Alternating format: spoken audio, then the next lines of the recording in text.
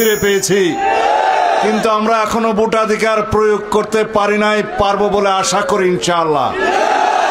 সেই ভোট আগামী ফেব্রুয়ারির প্রথমার্ধে অনুষ্ঠিত হবে বলে আশা করি।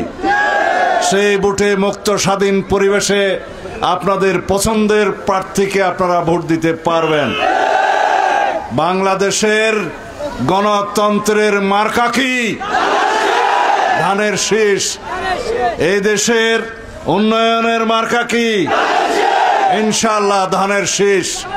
আমরা আশা করি আপনারা সবাই ধানের শীষের পক্ষে ভোট দিলে বাংলাদেশ জাতীয়তাবাদী দল বিএনপির সরকার প্রতিষ্ঠিত হবে ইনশাআল্লাহ।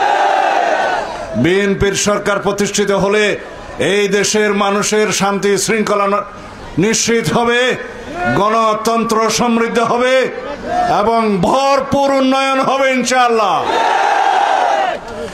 এদেশের সমস্ত মানুষের কাছে আমাদের আবেদন, দেশনেত্রী বেগম খালেদা জিয়ার সুস্থতার জন্য আপনারা আল্লাহর দরবারে প্রার্থনা করবেন।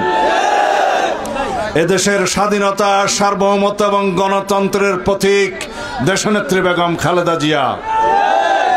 ফ্যাসিস্ট বিরোধী গণতান্ত্রিক আন্দোলনের আমাদের নেতা জনাব তারেক রহমান ইনশাআল্লাহ বাংলাদেশের সরকারের নেতৃত্ব দিবেন, আগামী দিনের সরকারের নেতৃত্ব দিবেন।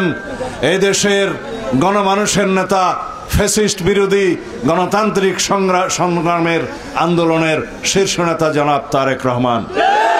আপনারা তার জন্য দোয়া করবেন। আশা করি আগামী দিনে আপনারা সুষ্ঠু সুন্দর পরিবেশে নিরপেক্ষ একটি নির্বাচনে মুক্ত স্বাধীনভাবে আপনাদের মতামত আপনারা ভোট প্রদান করবেন। আমি আপনাদের কাছে দোয়া চাইতে এসেছি, সালাম দিতে এসেছি।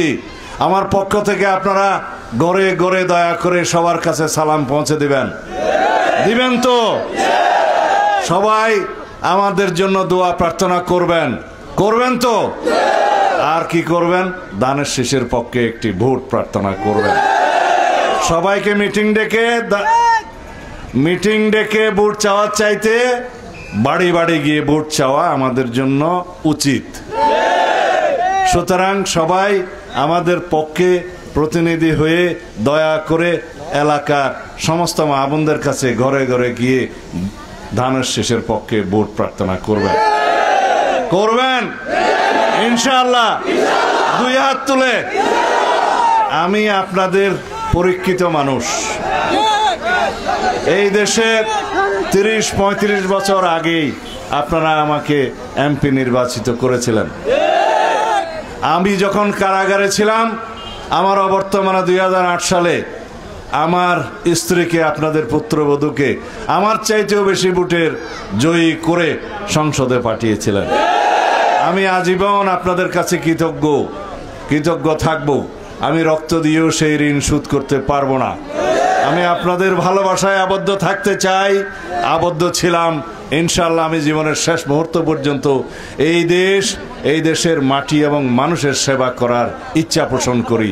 রব্বুল আলামিন যদি আমাকে সেই সুযোগ দান করেন, এটাই আমার সবচাইতে বড় পাওয়া আমার জীবনের। খোদা হাফেজ। বাংলাদেশ জিন্দাবাদ। বাংলাদেশ জাতীয়তাবাদী দল জিন্দাবাদ। ধানের শীষের জয় হোক ইনশাআল্লাহ।